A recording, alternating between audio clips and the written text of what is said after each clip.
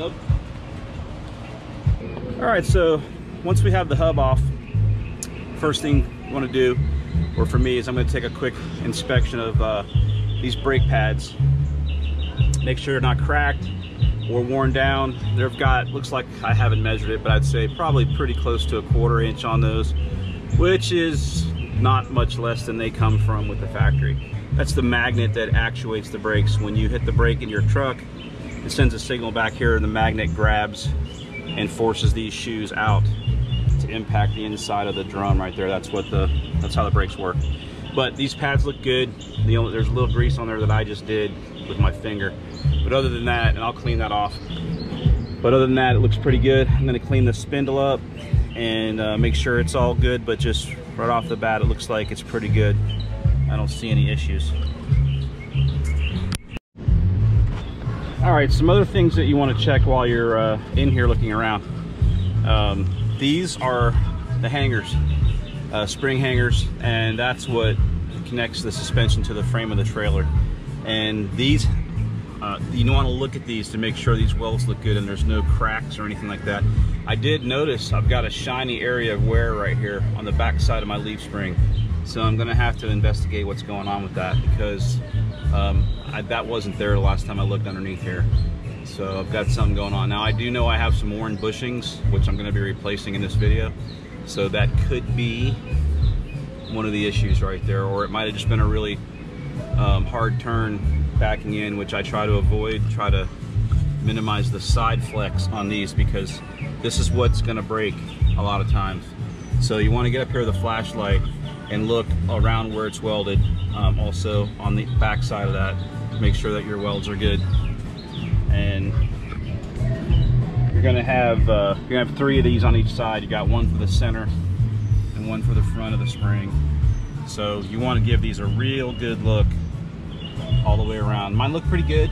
They look very good. I don't see any issues with them. But I do need to crawl up underneath there with a flashlight just to make sure. These are the wet bolts that you might have heard about. There are quite a few of them on this system.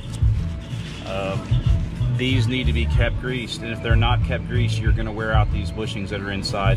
All right, so on my fifth wheel, the last time I serviced tried to do the wet bolts on this a while back, and some of the wet bolts weren't going to take any grease, so it took me a while.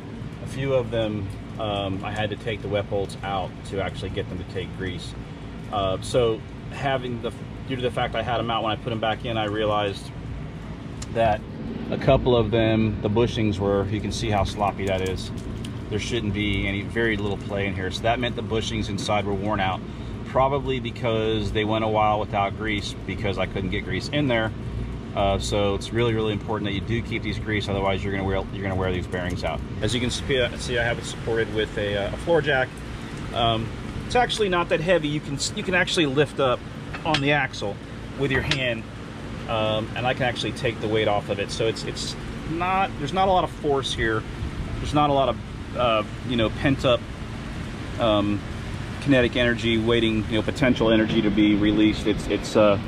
I was worried about that. You got an awful lot of weight sitting on top of these things. I wasn't exactly sure what was going to happen when bolts started coming off, but I was very cautious, and I can tell you that so far it's been pretty easy. So using the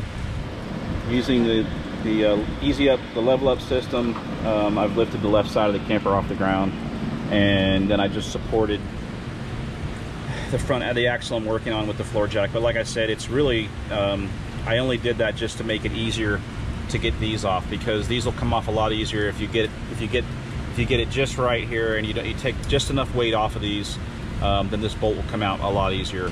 If not, it's bound either under the upward or downward tension, depending on where you're at. So you want to kind of neutralize that with the floor jack. Once you do that, these bolts, I had to tap them out. I just put the nut back on them and tapped them out. They came out pretty easy.